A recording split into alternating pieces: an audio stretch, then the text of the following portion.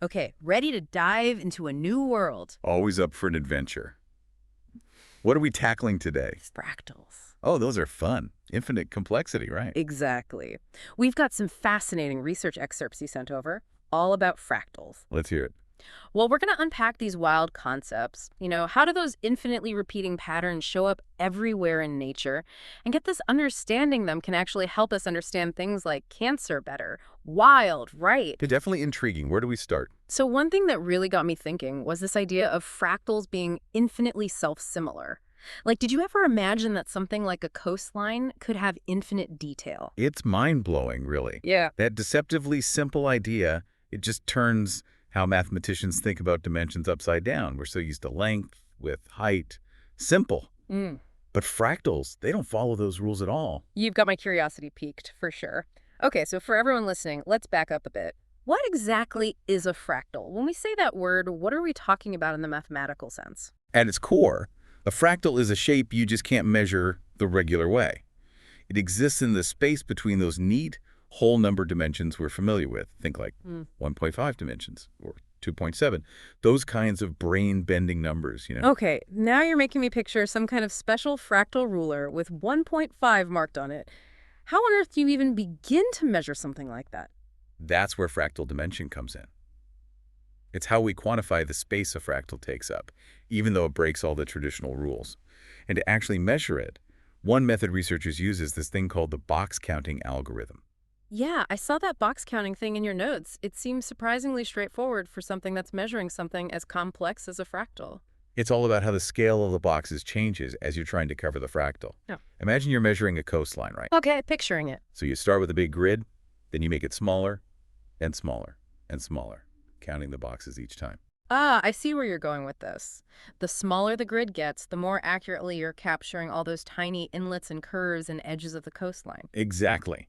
A fractal coastline, it'll require a surprising number of boxes as you shrink them down, way more than a simple straight line would. That relationship there, between the box size and the number of boxes, that's the key to figuring out the fractal dimension. So it's not the total number of boxes, it's how that number changes as you zoom in that reveals the fractal dimension. Like the coastline is rougher than a line, and we can actually measure that roughness. That's wild.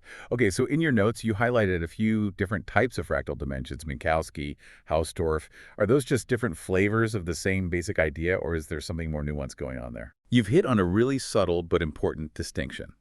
That box counting method. Great starting point. It gives us what we call the Minkowski dimension, sometimes called the box counting dimension. Really useful, especially for things like analyzing images.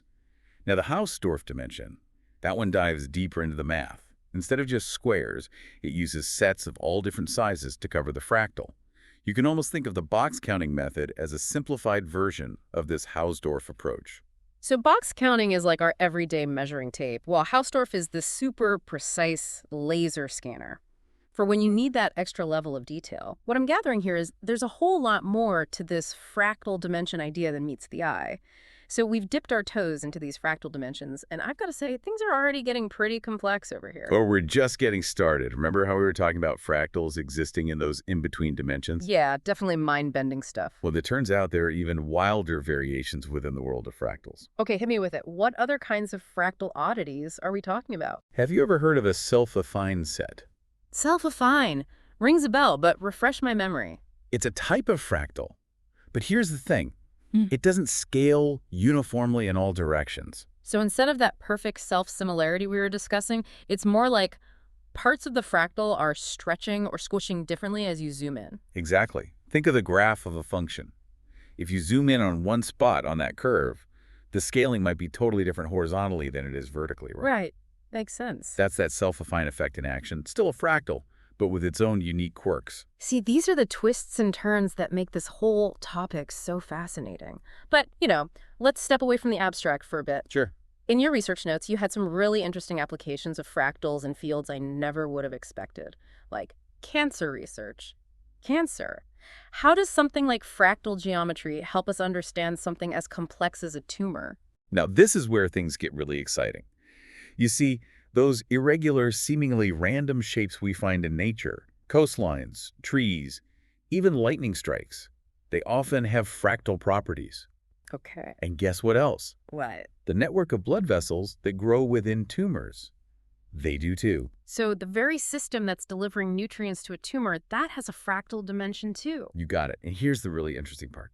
That research you pulled, specifically from fractalsandcancer.pdf, Yeah, that one was dense. it suggests that the fractal dimension of those blood vessels can actually give us clues about how a tumor will behave. Wait, hold on. So just by analyzing the fractal dimension of those blood vessels, we could potentially tell how aggressive a tumor is or how it might respond to treatment. It's still a very active area of research, but yeah, that's the kind of potential we're talking about. That's incredible. And the fractal nature of tumor blood vessels, it actually creates some big challenges for things like drug delivery, because those irregular patterns make it tough for treatments to reach the entire tumor effectively. It really is amazing how these abstract mathematical concepts can suddenly have such powerful applications in the real world. Totally.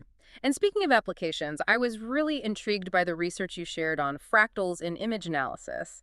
I gotta be honest, I'm struggling a bit to picture how that connection works. Think about it. It all comes back to that idea of self-similarity.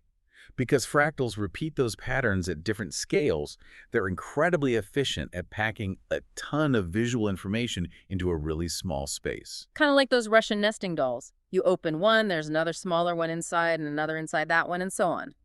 So much detail, contained within a single object. Is that kind of what's happening with fractals in images? That's a perfect analogy. Image compression techniques often use algorithms that can actually recognize and encode those repeating fractal-like patterns.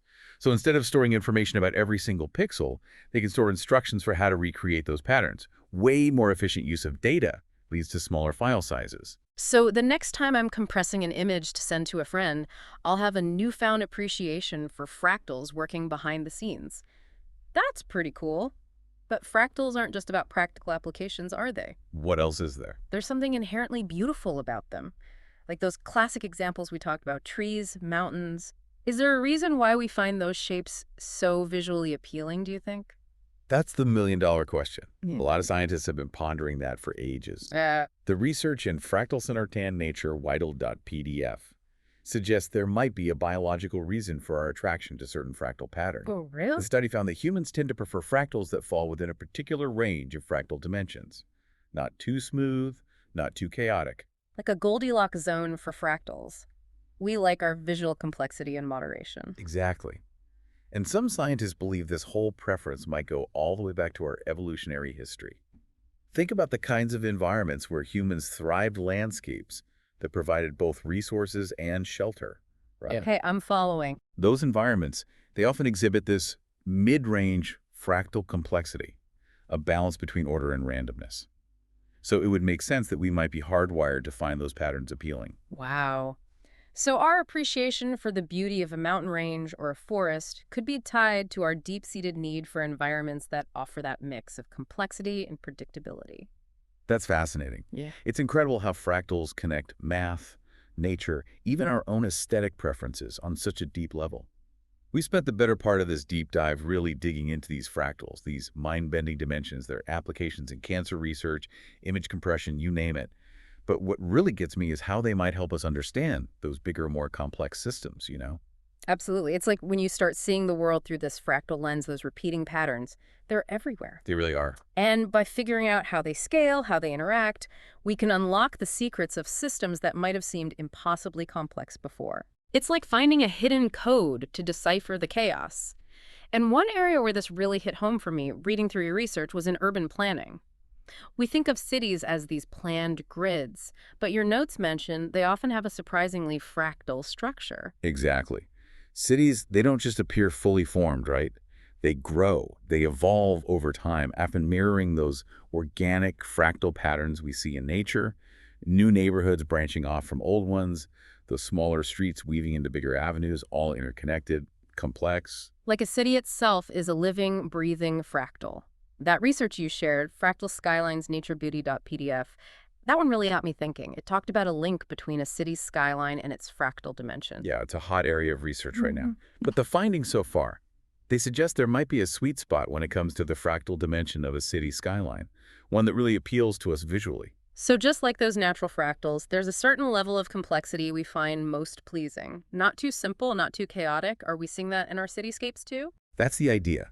Skylines with a really low fractal dimension, the ones that are super uniform and repetitive, they might strike us as kind of boring, monotonous. Right. But on the flip side, skylines with crazy high fractal dimensions, the ones that are densely packed and irregular, Yeah. they might feel overwhelming, chaotic.